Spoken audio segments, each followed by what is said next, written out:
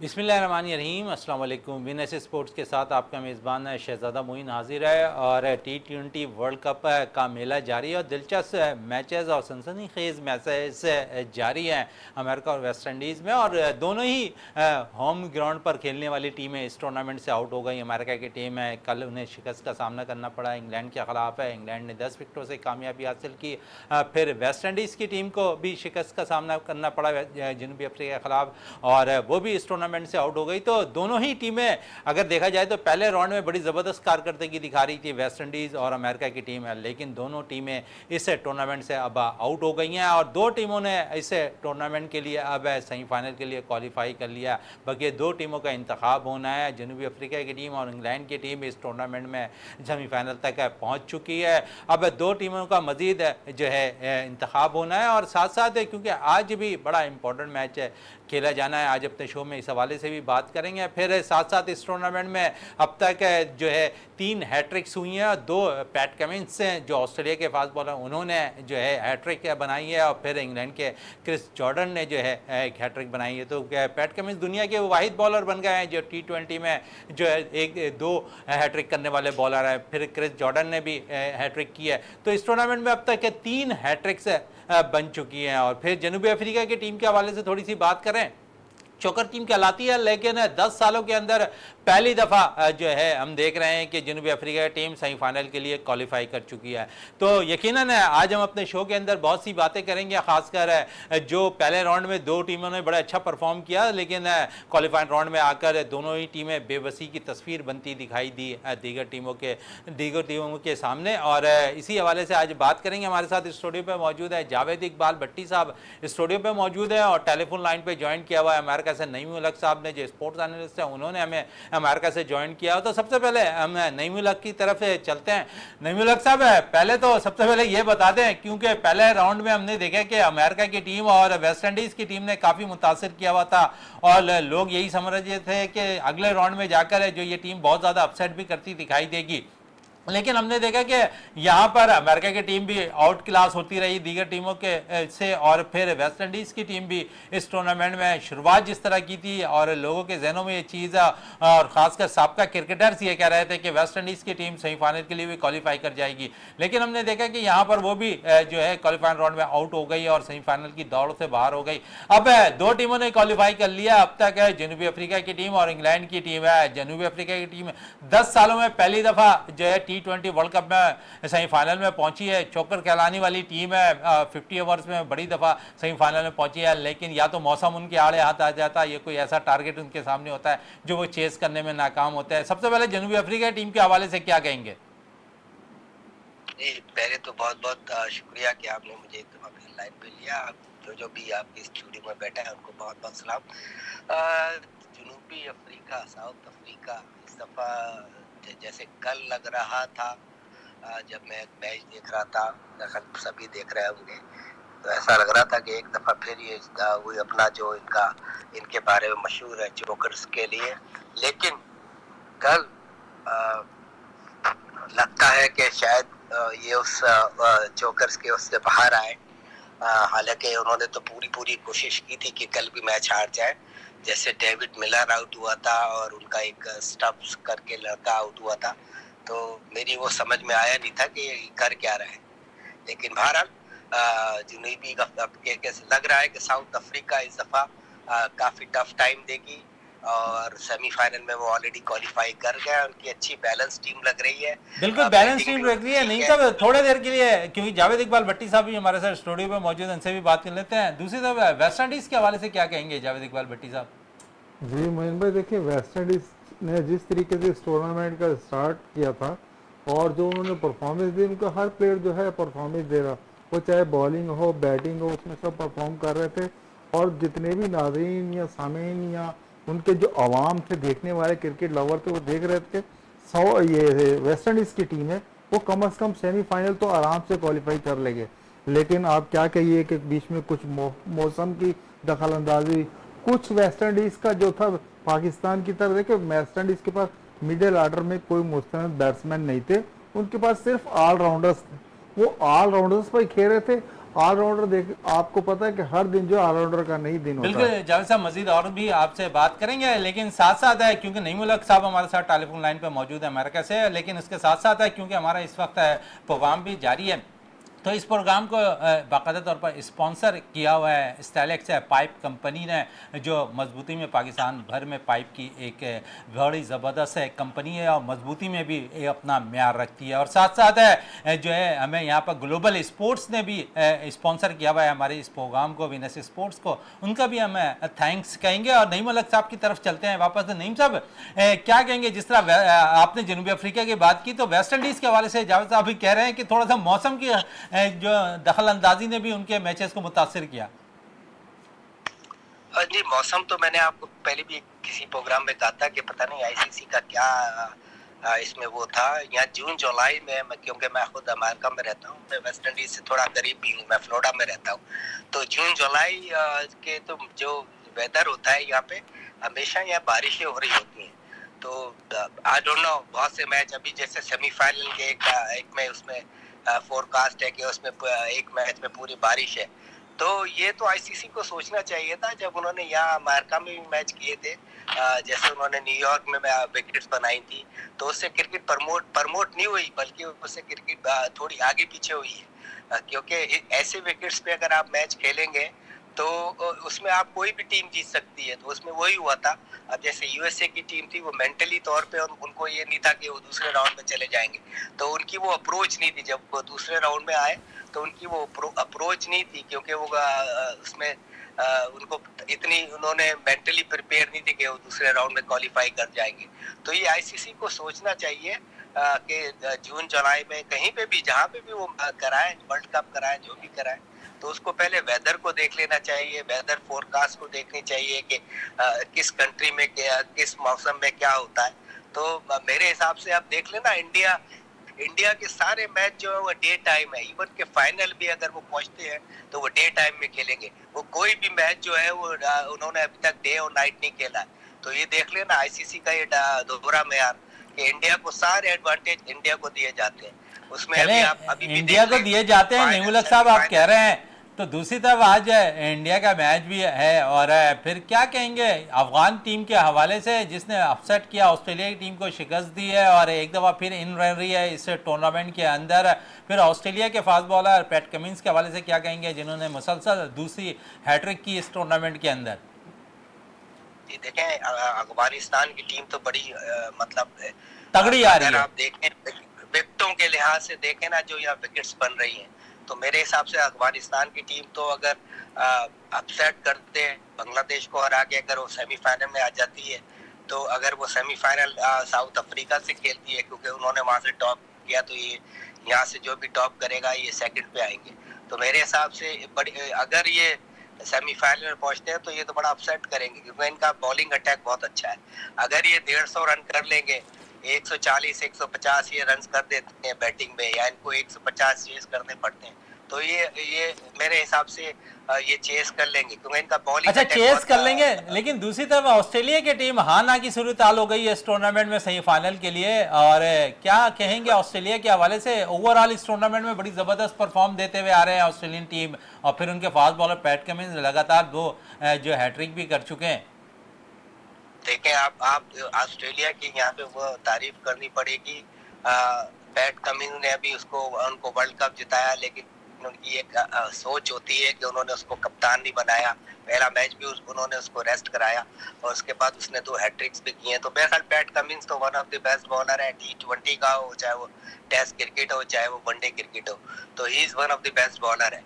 तो मेरे हिसाब से तो आज के मैच में पता चल जाएगा कि इंडिया और ऑस्ट्रेलिया के मैच में मेरे हिसाब से दोनों टीमें बड़ी बैलेंस है, और इंडिया को अगर कोई टीम पकड़ सकती है तो ऑस्ट्रेलिया ही है। तो लेट्स सी आज क्या होता है। आज के मैच में समझ लें, आप समझते हैं कि डू एंड डाई का फैसला हो जाएगा ऑस्ट्रेलियन टीम का? जी बिल्कुल, आज ही होना है ना। अभी मतलब फिर 3 टीमों के माबैन जो है अगला राउंड सेमीफाइनल के लिए टाई होती दिखाई देगी, इंडिया की टीम, ऑस्ट्रेलिया की टीम और अफगान की टीम। जी बिल्कुल बिल्कुल, अभी पता चल जाएगा कि क्या आज के मैच से मेरे ख्याल पता चल जाएगा। आज जो भी दोनों मैच हैं वो राउंड के आज आखिरी है, उसके बाद तो जाहिर सेमीफाइनल है, तो आज ही पता चल जाएगा कौन सी टीम कहाँ जा रही है, किसका मैच किससे है, तो आज ये सारी चीजें वाजे हो जाएंगी। अच्छा तो नहीं let's तो see बड़े क्या होता है। बड़े इवेंट्स को आप भी देख रहे होते हैं, बहुत बड़ा इवेंट है, वर्ल्ड कप है, लेकिन आपको ऐसा नहीं लगता है कि थोड़ा सा जो इस टूर्नामेंट की जो शौकियाँ हैं वो ख़त्म होकर रह गई हैं पाकिस्तान के बाहर होने से इस टूर्नामेंट में? सर जी बिल्कुल, जब आप अपने किसी भी कंट्री को रिप्रेजेंट करते हैं, जाहिर है मैं भी यहाँ रहता हूँ बेसिकली, तो मेरा दिल भी पाकिस्तान के साथ ही धड़कता है। मैं मैच तो देख रहा हूँ लेकिन मैं उस दिल से नहीं देख रहा जिस तरह मैं इंटरेस्ट लेता था कि पाकिस्तान है इस टीम में, अब इसका मैच होगा तो इसका ये हो जाएगा, उसका होगा तो इसका ये हो जाएगा, फिर पाकिस्तान का इससे मैच पड़ेगा, तो जाहिर है आपकी सारी हमदर्दियाँ अपनी टीम के साथ होती हैं। तो मैं भी मैच देख रहा हूँ लेकिन जाहिर है मुझे इतनी खुशी नहीं हो रही जितनी होनी चाहिए थी, क्योंकि पाकिस्तान इससे आउट हो गया है। तो लेट्स सी, ये क्रिकेट है, अब जो भी होता है वो तो हो गया, अब हमें बेहतरी की तरफ जाना पड़ेगा। चले बेहतरी की तरफ जाना पड़ेगा। आखिरी सवाल आपसे करना चाहूँगा कि क्योंकि 3 टीमों के मैं काफ़ी बातें कर रहा हूँ, और कौन सी 2 टीम मजीद आप देख रहे हैं कि इस वर्ल्ड कप के सेमीफाइनल में पहुँच जाएगी? मेरे हिसाब से इंडिया और ऑस्ट्रेलिया ही जाएंगी दोनों। चलें, इंडिया और ऑस्ट्रेलिया ही जाएंगे अगले राउंड के लिए। नईम उल हक साहब, आपका बहुत बहुत शुक्रिया वीनस स्पोर्ट्स में टाइम देने का, और आप हमारे साथ अमेरिका से टेलीफोन लाइन पे मौजूद थे, वहाँ से मज़ीद अपडेट्स भी दे रहे थे, तो यकीनन एक अच्छा साइन है। नईम उल हक साहब, आपका बहुत बहुत शुक्रिया। जावेद साहब की तरफ चलते हैं। जावेद साहब, जिसे नईम उल हक साहब कह रहे हैं कि इस टूर्नामेंट में उनको मज़ीद 2 टीमें जो नज़र आ रही हैं, ऑस्ट्रेलिया और इंडिया की टीम, लेकिन आज बड़ा फैसला हो जाएगा, लेकिन एक बड़ा इम्पॉर्टेंट मैच रह जाएगा अफ़गान और बांग्लादेश का। आप समझते हैं वहाँ भी अगर कोई टाई की सिचुएशन आएगी तो वहाँ तो अफ़गान की टीम बांग्लादेश के खिलाफ मजबूत हरीफ साबित हो सकती है? बिल्कुल मोइन भाई, देखिए आज ऑस्ट्रेलिया का और इंडिया का जो मैच हो रहा है, असल मैच आज हो रहा है। ये समझे कि ये वर्ल्ड कप का फाइनल से पहले फाइनल हो रहा है। आज हार या पार अगर ऑस्ट्रेलिया जीत जाता है तो आप कहेंगे कि ऑस्ट्रेलिया है आगे नज़र आ रहा है। देखें, अगर ऑस्ट्रेलिया ने कम बैक कर लिया इस मैच में, जीत गया, इंडिया को हरा दिया, तो आपको पता है ऑस्ट्रेलिया जब कम बैक करता है तो दुनिया की सबसे ख़तरनाक साइड बन जाती है। वैसे ही वर्ल्ड में वो नंबर 1 है, लेकिन आज मैं देख रहा हूँ, देखिए अगर मोराल गिरा हुआ नजर आएगा आपको अफगान से शिकस्त के बाद ऑस्ट्रेलिया का, क्योंकि इंडियन बैटिंग लाइन बड़ी तगड़ी आ रही है इस टूर्नामेंट में। गो के ऊपर के बैटर्स रन नहीं कर रहे हैं, लेकिन नीचे जितने बैटर्स हैं वो तमाम के तमाम रन करते दिखाई दे रहे हैं। मोइन भाई देखिए, मोराल तो आप कल अफगानिस्तान के साथ जो उनका मैच था उसको देख लें, आप कैचेस देख लें, ऑस्ट्रेलिया जैसी टीम 5-5 कैचेस छोड़ रही है, रन आउट उनसे नहीं हो रहे, विकेट पे उनसे नहीं खड़ा हुआ जा रहा। तो ये है कि आज इंडिया के खिलाफ आएंगे तो अफगानिस्तान से इंडिया ज़्यादा मजबूत टीम है, उनकी बैटिंग लाइन भी मजबूत है और बॉलिंग भी मजबूत है। आज अगर वो इंडिया के खिलाफ अपना मोरल हाई कर आएंगे, एक तगड़ा मुकाबला होगा, तो ही ऑस्ट्रेलिया इस टूर्नामेंट में रह पाएगा। अगर आज ऑस्ट्रेलिया हार जाता है तो फिर तो ऑस्ट्रेलिया के चांस खत्म हो जाएंगे। बांग्लादेश को सीधा सीधा अफगानिस्तान बीट करके अफगानिस्तान आ जाएगा। ये देखिए सेमीफाइनल अफगानिस्तान शुरू दिन से मेहनत कर रहा है। और देखिए अफगानिस्तान के साथ सिर्फ ये प्रॉब्लम है कि उनके जिस दिन गुरबाज और जरदरान ओपनर जिस दिन आपको स्टैंड दे दें, तो लास्ट मैच में आप देखें 118 रन का ओपनिंग शिराकत की है दोनों और बैटर्स देखिए ने। उन्होंने कितनी मोहतात अंदाज, देख 15.5 ओवर्स तक उन्होंने 118 रन बनाए और बिल्कुल तरीके से ऑस्ट्रेलियन बॉलर का सामना किया। और उसके बाद देख लें कि सिर्फ 30 रन बचे हैं, डबल फिगर भी उसके बाद सिर्फ 2 प्लेयर गए। तो बात हुई अफगानिस्तान की टीम जो ओपनर्स पे खेलती है, अगर वो स्कोर बोर्ड लगा दें तो अफगानी बॉलर चढ़ दौड़ते, और अगर चेस पे जाएं, अगर गुरबाज और जरदान ओपनिंग कर अच्छा चल जाए तो ये रन चेस कर लेते हैं। मैं ये देख रहा हूं कि ऑस्ट्रेलिया का जो आज इंडिया से मुकाबला होने जा रहा है, और इंडिया देखिए अगर इंडिया के लिए बड़ा अहम है, अगर इंडिया हार जाता है, ऑस्ट्रेलिया जीत जाता है, उधर से अफगानिस्तान जीत जाता है, तो ये पॉइंट टेबल पे तीनों के बराबर हो जाएंगे। फिर बात आएगी रन रेट के, तो इंडिया ये चाहेगा कि आज जितनी भी उन्होंने कोशिश करनी है, आज ऑस्ट्रेलिया को हराकर वो चाहेंगे कि हम जो है अपनी सीट कंफर्म कर लें, ना कि हम भी रन रेट या अगर मगर के चक्कर में है, इंडिया की टीम को यह सोच कर खेलना है? चलें, इंडिया की टीम को सोच के खेलना है, लेकिन थोड़ी सी बात है क्योंकि मजीद और इसमें इस टूर्नामेंट के हवाले से बात भी करेंगे, लेकिन पाकिस्तान की टीम के हवाले से बड़ी खबरें अब जो है बाकायदा तौर पर सोशल मीडिया पे और सामने आती दिखाई दे रही हैं। अमेरिका के ख़िलाफ़ पाकिस्तान की टीम ने मैच खेलना था जब इफ्तिताई, उससे 3 से 4 रोज़ कबल पाकिस्तानी प्लेयर्स तमाम होटलों पे जाकर जो है बाकायदा तौर पर वहाँ पर मीटिंगें अरेंज कर रहे थे। वहाब रियाज उसमें शामिल थे, बाबर आजम, रिजवान, मोहम्मद आमिर और दीगर शादाब, उसके अलावा और भी दीगर प्लेयर्स थे। फिर जब पाकिस्तान का अमेरिका से 1 रोज़ कबल मैच था, उस दिन भी रात तकरीबन 2 बजे तक प्लेयर्स बाहर नज़र आ रहे थे। आप समझते हैं कि माजी में ऐसा नहीं रहा है? माजी में कर्फ्यू लगा दिया जाता था प्लेयर्स के लिए कि रूम से प्लेयर्स बाहर नहीं निकलेंगे, लेकिन इस दफ़ा कोई पाबंदी नहीं रही है खिलाड़ियों के लिए। इसका नुकसान शायद ये रहा कि पाकिस्तानी टीम एक तो 3 ग्रुप्स में, बाकायदा ये अब खबरें आ रही है तो पाकिस्तानी टीम 3 ग्रुप्स में तकसीम है और साथ साथ इन 3 ग्रुप्स अलग अलग जो है अपने जो मीटिंगें थी अमेरिका में वो कर रहे थे। और फिर जिस तरह अब खबरें आ रही हैं 2-2:30 बजे तक जो प्लेयर्स जो है बाहर थे, अगले दिन मैच था, तो ये आप समझ रहे हैं कि बाकायदा तौर पर मैनेजमेंट कहाँ थी और गाफिल नज़र आ रही थी या मैनेजमेंट ने खुद इजाज़त दी हुई होगी? मोइन भाई देखें, ये बड़ी बदकिस्मती की बात है कि जो बातें अब मीडिया पर आ रही हैं या हम सुन रहे हैं कि टीम में 2-2, 3-3 ग्रुप्स थे, या टीम जो है अब कमर्शियल डिनर्स में जा रही है, यहाँ आ रही है, आउटिंग पे जा रही है, मैच दूसरे दिन अगर मैच है तो आपको पता उससे 2 दिन पहले जो ऑफिशियल्स होते थे या बोर्ड मेंबर्स होते थे या मैनेजर होते थे, वो बिल्कुल कर्फ्यू जैसी सूरत करते थे। प्लेयर को सिर्फ अपने सुबह वाले मैच पे फोकस करना होता था। लेकिन ये चीज़ें हुई, देखें ये तमाम चीज़ें आप पिछले 3-4 साल चले जाएं, बोर्ड के चेयरमैन चेंज होते रहे, सिलेक्शन कमेटियां चेंज होती रहीं, और अब जो चेयरमैन आए हैं उन्होंने जो आपको सिलेक्शन कमेटी जो बना दी, और फिर वहाब रियाज, असद शफीक, ये सब आपस में एक ही साथ खेलते रहें। इन्होंने किसी को क्या कहना और किसी ने क्या सुनना।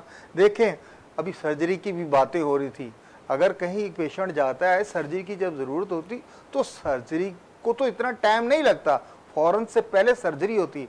आप सर्जरी वाली बातें कहाँ गई भाई? ये सारी चीज़ें हैं ना, वर्ल्ड कप में ये शिकस्त, ये सारी चीज़ें जो है ना, इसका चूरन कोई नहीं बिकना, जो है वैसे ही होगा।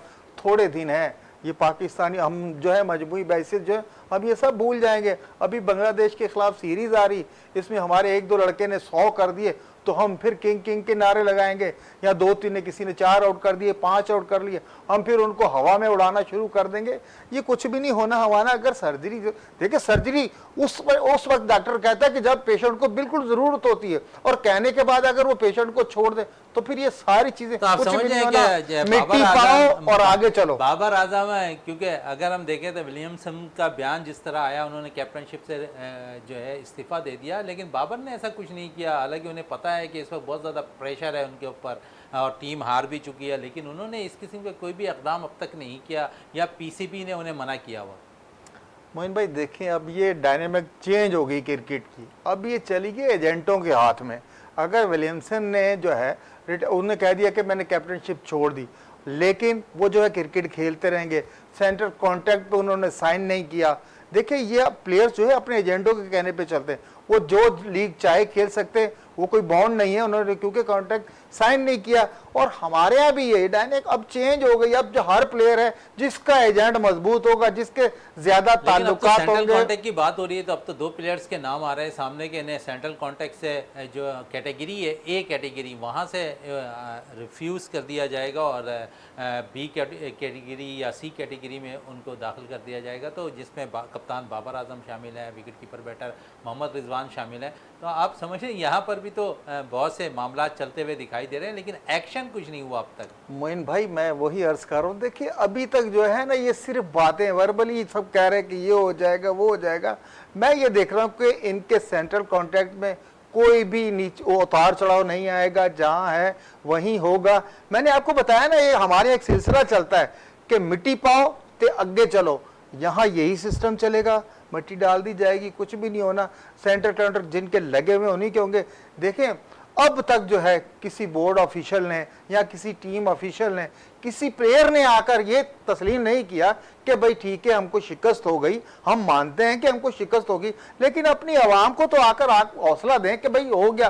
कोई मानने को तैयार नहीं है। अगर किसी के खिलाफ कोई बात हो रही है तो उल्टा वो टीम ऑफिशियल हो या प्लेयर्स हो, उल्टा वो कह रहे हैं कि भाई हम आपके ऊपर केस करेंगे। यार ऐसा नहीं होता, आप केसों पे जा रहे हो। भाई आप आओ कौम के सामने बोलते थे हम बुरा खेले हार गए, आप कौन मान जाएगी, आपके पीछे हम कौन से पड़े।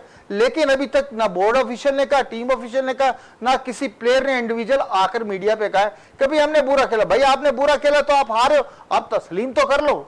यकीनन तस्लीम करने वाली बात है। और इस टूर्नामेंट में पाकिस्तान की नाक़िस कारकर्दगी रही है, और जहां पर कप्तान बाबर आजम समेत जितने भी प्लेयर्स थे उन्होंने अब तक इस बात को तस्लीम नहीं किया कि पाकिस्तान नाक़िस कारकर्दगी पे की बुनियाद पर जो इस टूर्नामेंट से बाहर हुई है।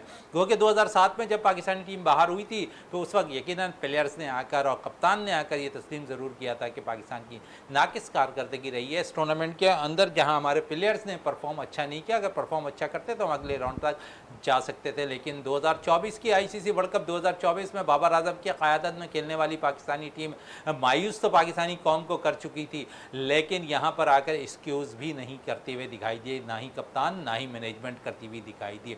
चलें दूसरी तरफ दोबारा इसे वर्ल्ड कप की तरफ चलते हैं और पैट कमिंस के हवाले पे चलते हैं, क्योंकि नईम उल-हक साहब से बात कर ली हमने पैट कमिंस के हवाले से, जिन्होंने लगातार 2 जो है हैट्रिक की। जावेद साहब, पैट कमिंस ऑस्ट्रेलिया के फास्ट बॉलर और आज बड़ा अहम रोल होगा उनका इंडिया के खिलाफ में मैच में। लगातार 2 मैचेस के अंदर 2 जो है उन्होंने हैट्रिक कर ली है। फिर वो दुनिया के वाहिद बॉलर बन गए T20 के अंदर है जिन्होंने 2 हैट्रिक्स की हुई है, और फिर 8वें वो बॉलर हैं दुनिया के जो जिस तरह उन्होंने इसे जो है वर्ल्ड कप में हैट्रिक की हुई है। मोइन भाई देखें, आज जो है ना ऑस्ट्रेलिया की तमाम निगाहें जो है पैट कमिंस की परफॉर्मेंस पर होंगी, क्योंकि पिछले 2 मैचेस में आपको पता है कि उसने हैट्रिक की है।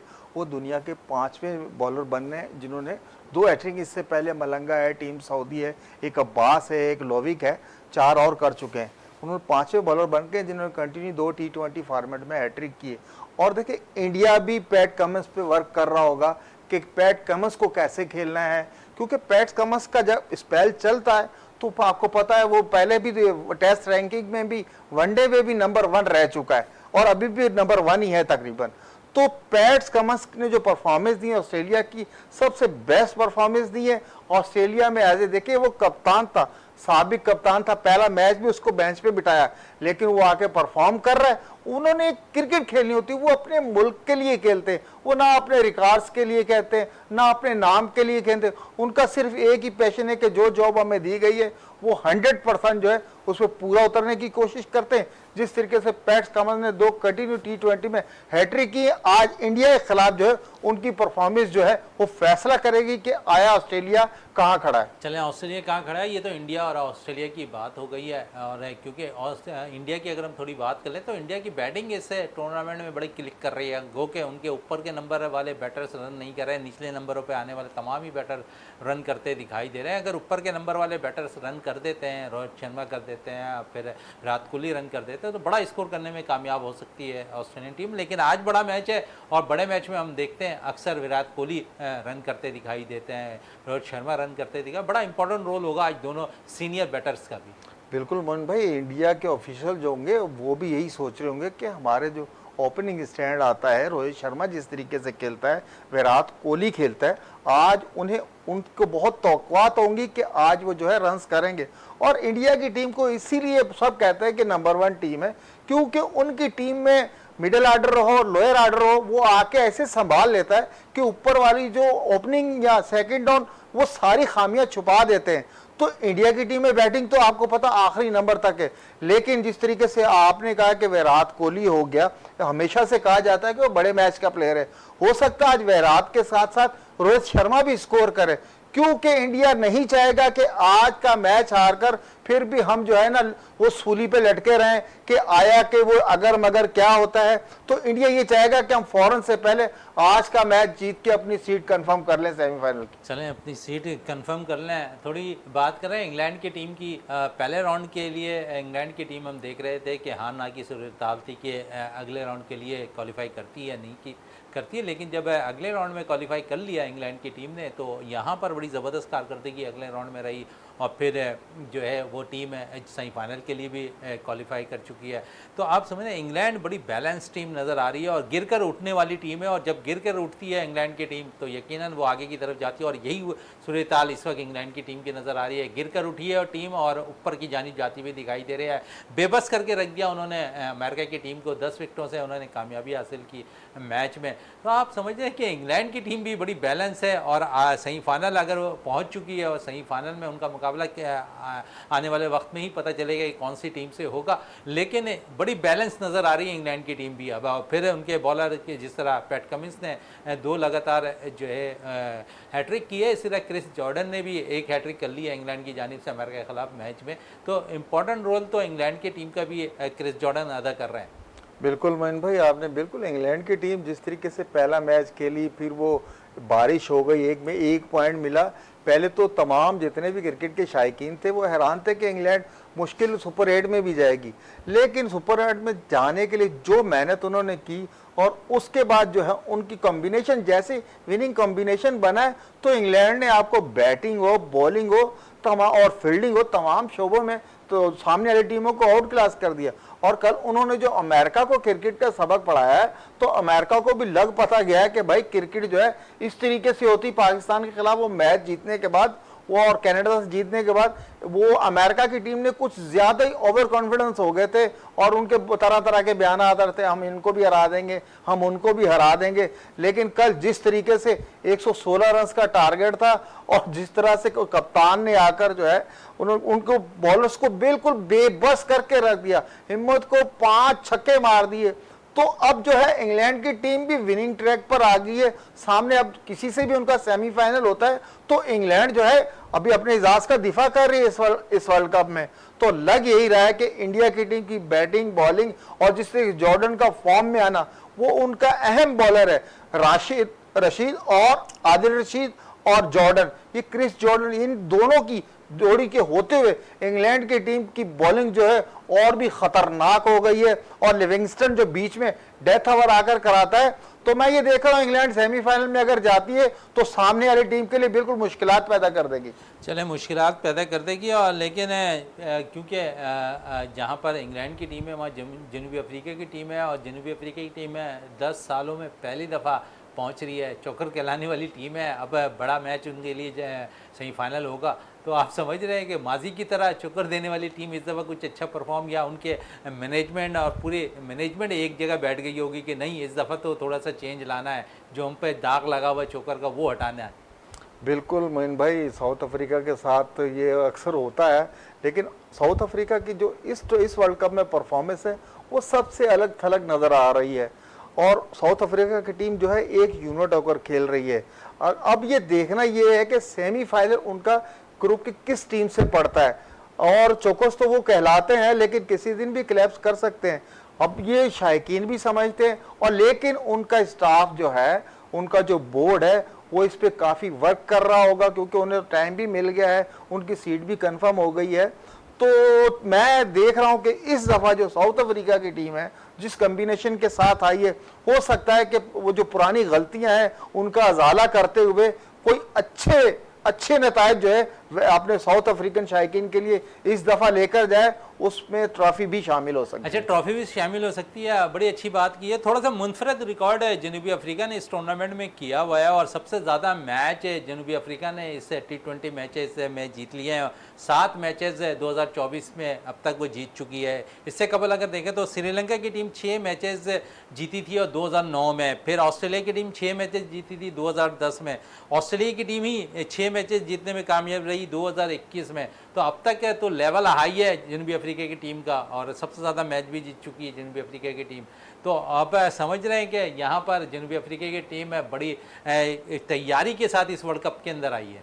जी मोइन भाई, देखें ना, जैसे अभी आपने बताया कि कंटिन्यू 7 मैच जीत कर आई है, और फिर उनके प्लेयर्स की परफॉर्मेंस बोल रही है। अगर उनका ओपनर्स अगर नहीं खेल रहे तो नीचे मिडल में देख लें, लोअर में देख लें, और फिर उनकी बॉलिंग क्या कमाल की बॉलिंग चल रही है, और फील्डिंग अलग यही रहा है कि अब इन्होंने जो पुरानी खामियां थी उन पे बहुत वर्क करने के बाद इस स्टेज पर आए हैं कि अब वो सेमीफाइनल क्वालिफाई करने वाली तकरीबन पहली टीम वहां से कंफर्म हो गई थी कि साउथ अफ्रीका इस वर्ल्ड कप के सेमीफाइनल में पहुंच गई है। और लग यही रहा है, जिस तरीके से मोइन भाई आप बात कर रहे हैं, कि साउथ अफ्रीका की टीम जो है इस दफा ट्रॉफी के तकरीबन करीब करीब तो हमें नजर आ रही है। अब देखना यह कि सेमीफाइनल उनका किन से पड़ता है। सेमीफाइनल किससे पड़ता है। जनूबी अफ्रीका की टीम की बात करें तो अच्छे बैटर्स जहां मौजूद है जनूबी अफ्रीका टीम के, वहां विकेट कीपर डी कॉक भी बड़े कारनामे अंजाम दे रहे हैं और 100 उन्होंने जो है बाकायदा तौर पर इस वर्ल्ड कप के अंदर 100 विकेटें के पीछे जो है कैचेज और स्टम्प करने के मुनफरद रिकॉर्ड अपने नाम कर लिए। 82 कैचेज ले चुके हैं इससे कबल और 18 स्टैम्प कर चुके हैं। तो डिकॉक के हवाले से क्या कहेंगे जनूबी अफ्रीका के लिए, वो अब तक ये कारनामा अंजाम दे चुके हैं। मोहन भाई देखें, डी कॉक ही ऐसा प्लेयर है इस दफ़ा जो वर्ल्ड कप में इनके साथ खेल रहा है। देखिए विकेट के पीछे भी उसने एक मुनफरद रिकॉर्ड बना दिया, 100 उसने शिकार कर लिए विकेट के पीछे। लेकिन बैट के साथ वो बिल्कुल अच्छी टीम है, जो तगड़ी टीमें कहलाई जाती है, आउट क्लास कर देता है जब वो अपनी शॉट्स पर आता है, जो लेग साइड पे फाइन लेग पे बड़े बड़े छक्के मारता है।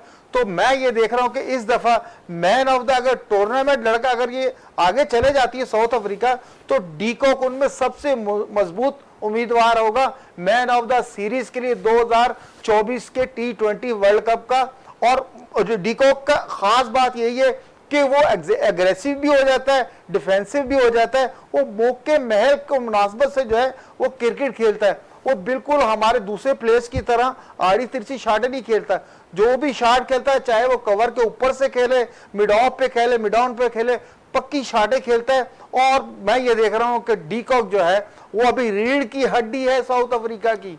जिस तरीके से डेविड मिलर वगैरह थे, अब जो है डी कॉक है। डी कॉक जिस दिन ऊपर से रन्स करता है, नीचे वाले प्लेयर रन्स करते हैं। बिल्कुल। साबका कप्तान है, थोड़ी सी बात अफगान टीम की भी कर लें। साबका कप्तान है इंग्लैंड के माइकल वॉन, वो कहता है कि अफगान टीम जो है, अफगानिस्तान की टीम जो है वो दूसरी बेहतरीन टीम है एशिया की।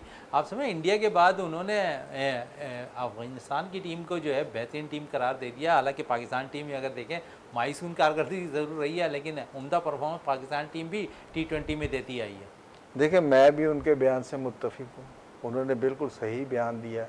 देखिए परफॉर्मेंस, आपकी परफॉर्मेंस, आपकी यूनिटी, आपका इत्तेहाद और टीम के अंदर एक दूसरे के साथ आप जो एक दूसरे की हेल्प आउट कर रहे हैं, एक दूसरे को हौसला देते हैं, वो चीज़ें जितनी भी हैं आप अफगानिस्तान का जब भी मैच उठा के देख लें आपको ग्राउंड में नजर आ जाएंगी। आजकल तो बॉडी लैंग्वेज पढ़ना कोई मुश्किल नहीं, इतने जदीद कैमरे लगे हुए हैं। तो ये चीज़ें और एशिया की जो टीमें हैं, जैसे हम हो गए, बांग्लादेश हो गया, श्रीलंका हो गया, तो इनमें वो चीज़ें नज़र नहीं आई जो अफगानिस्तान की टीम में ये चीज़ें नज़र आ रही। और उनका सिला यही है कि अफगानिस्तान की टीम जो है सुपर 8 मरहले में पहुंचने के बाद अब वो सेमीफाइनल पर भी दस्तक दे रही है।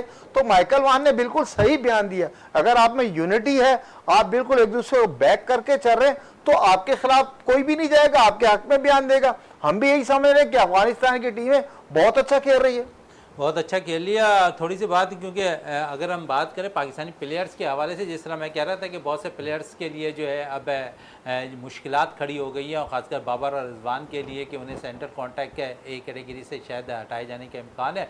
लेकिन अगर बात करें अब तक जो माहाना तनख्वाहों की, तो 3 बड़े प्लेयर्स हैं पाकिस्तान के, बाबर, रिजवान, शाहीन शाह अफरीदी। ये माहाना 45 लाख रुपए लेते हैं। आप समझ रहे हैं कि एक 45 लाख रुपए माहाना एक प्लेयर्स ले रहा है। परफॉर्मेंस ज़ीरो नज़र आ रही है टीम के लिए। देखिए मोइन भाई, ये परफॉर्मेंस तो ऊंच नीच आती है, हर प्लेयर के आती है। आपके क्रिकेट बोर्ड ने इनकी सैलरीज लगाई ना, इन्हीं को कैटेगरी दी है ना, ए कैटेगरी में आप 45 लाख रुपए दे रहे हैं। लेकिन बात वही है मोइन भाई, कुछ भी नहीं होना, इनके जो कॉन्ट्रैक्ट है वही रहेंगे, जो सैलरी चल रही है वही सैलरी होगी। थोड़े दिन है, खाली बांग्लादेश को आने दें, आपको पता चला जाएगा। अगर कुछ होना हवाना होता तो कब का हो चुका होता। ये प्लेयर्स अपनी जगह पे रहेंगे, यहीं खेलते रहेंगे, यही सैलरियां इनकी चलती रहेंगी। चलें, यही सैलरी चलती रहेगी। लेकिन दूसरी तरफ अगर हम बात करें तो शादाब की भी बात हो रही है, और जो बी कैटेगरी में ज़रूर मौजूद हैं, उन्हें भी 30 लाख रुपए दिए जा रहे हैं। फ़खर जमान, हारिस रऊफ, नसीम शाह, ये भी 30 लाख रुपए ले रहे हैं। तो इन प्लेयर्स के हवाले से कोई अब तक अगर हम देखें तो प्लेयर्स के लिए बेशक सैलरी मुकर्रर है, लेकिन परफॉर्म लेना भी ग्राउंड्स पे मैनेजमेंट का काम होता है। अगर वो परफॉर्म नहीं ले रहे हैं तो उनको कैटेगरी से तो आप नीचे कर सकते हैं कम अज़ कम। बिल्कुल आप कैटेगरी में शफल कर सकते हैं। जिस तरह से अब शादाब का नाम लिया, उनका तो अब मेरे को लगता है कॉन्ट्रैक्ट जो है, अगर कोई सही कमेटी बैठे, जैसे राशिद लतीफ़ हो गया, आमिर सुहेल हो गया, ये ऐसे सीनियर्स जो बिल्कुल हक पे खड़े हो जाते, ऐसे प्लेयर्स की अगर कमेटी बनाई जाए, वो आके इनके कॉन्ट्रैक्ट का जायज़ा ले, इनकी सैलरीज का जायज़ा ले, तो समझ में आती है। लेकिन वही बात वही है कि आपने कुछ भी नहीं हो सकता।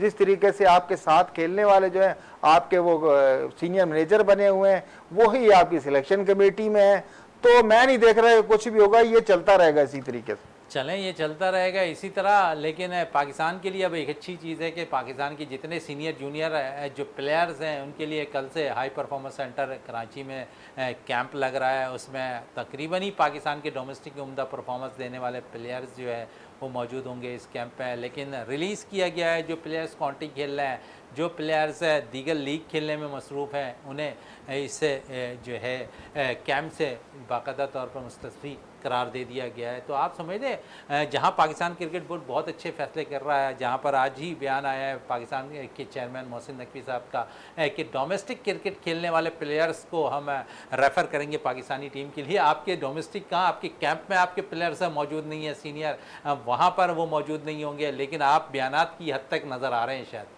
यही तो बदकिस्मती है ना हमारे मुल्क की, जब हमारे प्लेयर आपने जो काउंटीज खेल रहे हैं।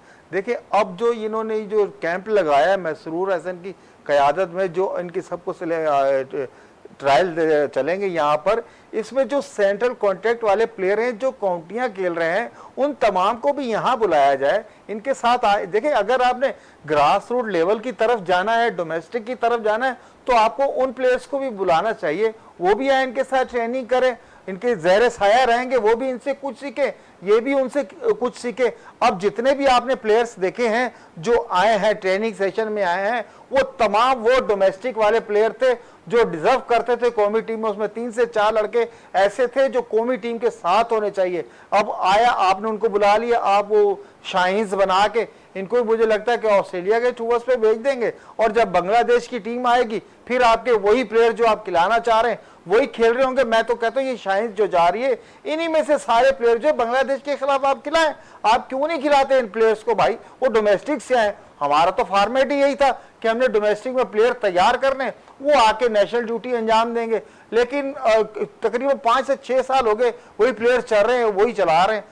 चले 5 से 6 साल हो गए, वही प्लेयर्स अब तक के कारनामा अंजाम दे रहे पाकिस्तानी टीम के साथ है। यकीनन तब्दीली की ज़रूरत है, लेकिन टेस्ट टीम में यकीनन सलमान अली आका टीम का हिस्सा होंगे, अब्दुल्ला शफीक टीम का हिस्सा होंगे। साइम अयूब ने लास्ट सीरीज़ के अंदर गो कि एक अच्छी इनिंग खेली थी, हो सकता है कि साइम अयूब भी टेस्ट टीम का हिस्सा होते हुए दिखाई दें।